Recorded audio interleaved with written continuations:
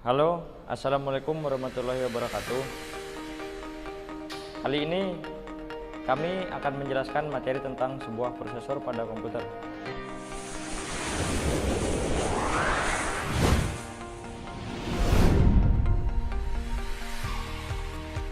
Sebelumnya, kami perkenalan dulu ya. Saya sendiri Yoga Nugraha. Saya Andika Abdul Aziz. Sebenarnya masih ada satu orang anggota kelompok kami, yaitu Elizabeth Nomi. Tetapi dia tidak dapat hadir dalam pembuatan video ini karena dia ada kesibukan lain. Namun dalam pembuatan video ini dia juga berperan dalam mempersiapkan materi.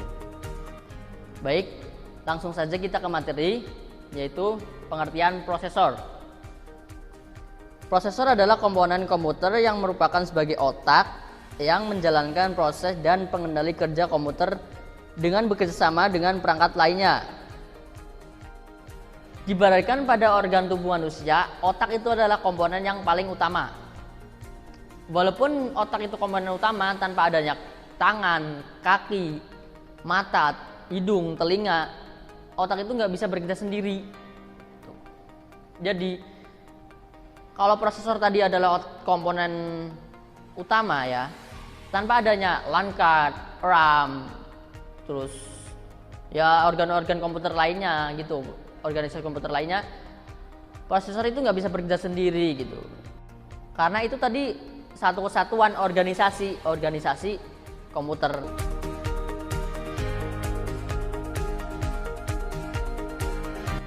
Selanjutnya, ada fungsi pada sebuah prosesor. Fungsi sebuah prosesor pada komputer memiliki peran yang sangat penting karena komponen kecil ini menentukan kecepatan performa dari sebuah komputer. Pada umumnya, fungsi sebuah prosesor adalah untuk memproses data yang diterima dari masukan atau input, kemudian akan menghasilkan pengeluaran atau output. Selanjutnya ada jenis-jenis prosesor, yaitu jenis prosesor yang pertama adalah Intel. Merupakan sebuah prosesor buatan Intel Corporation. Awal prosesor Intel dibuat pada tahun 1968 yang mempunyai kelebihan sebagai berikut. Kelebihan yang pertama, lebih tahan terhadap panas. Kelebihan yang kedua, mempunyai turbo yang berguna untuk meningkatkan performa dan kecepatan seperti pada jenis Core i3, Core i5 dan Core i7. Kelebihan yang ketiga yaitu memiliki brand alias nama yang sudah lebih dulu dikenal masyarakat, sehingga lebih memiliki daya jual yang lebih tinggi. Jenis prosesor yang kedua yaitu AMD atau Advanced Micro Device. Prosesor ini merupakan prosesor yang banyak diminati oleh para gamers atau penghobi game. Kenapa? Karena ada salah satu produknya yang dilengkapi dengan VGA add-on. Jika dibandingkan dengan prosesor Intel, prosesor ini lebih banyak memakan listrik. Jenis prosesor yang ketiga yaitu ARM. Merupakan prosesor yang sebagian besar digunakan pada perangkat handphone, music player, dan router. Berikutnya jenis prosesor yang keempat yaitu RISC. Merupakan prosesor yang memiliki fitur dengan kecepatan cukup optimal, tapi kualitasnya masih di bawah Intel dan AMD. Selanjutnya ada jenis prosesor yang kelima, yaitu Transmeta.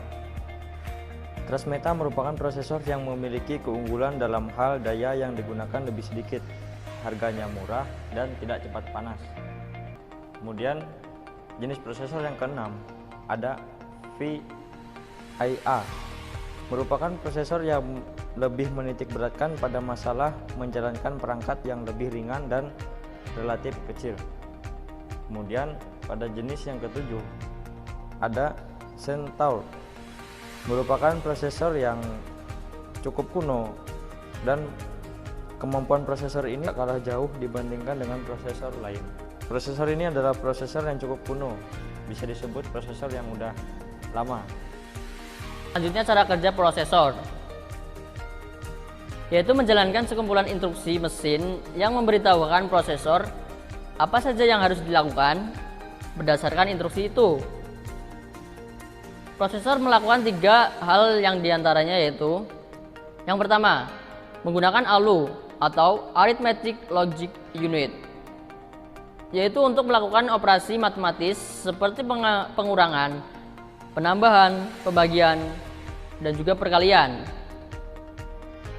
Mikroprosesor modern mengandung floating point yang dapat melakukan operasi-operasi yang sangat kompleks pada angka yang cukup besar. Yang kedua, memindahkan data dari satu memori ke memori yang lainnya. Yang ketiga, mengambil keputusan serta melompat ke instruksi lain sesuai keputusan tersebut. Sederhananya, cara kerja prosesor intinya ialah menerima umpan ataupun perintah masukan input baik dari mouse, keyboard, atau alat penginput data lainnya. Lalu kemudian menerjemahkan atau memproses data-data perintah tersebut untuk kemudian mengeluarkan atau meneruskan outputnya ke hardware ataupun software terkait. Demikian hasil presentasi dari kelompok kami mengenai materi tentang prosesor.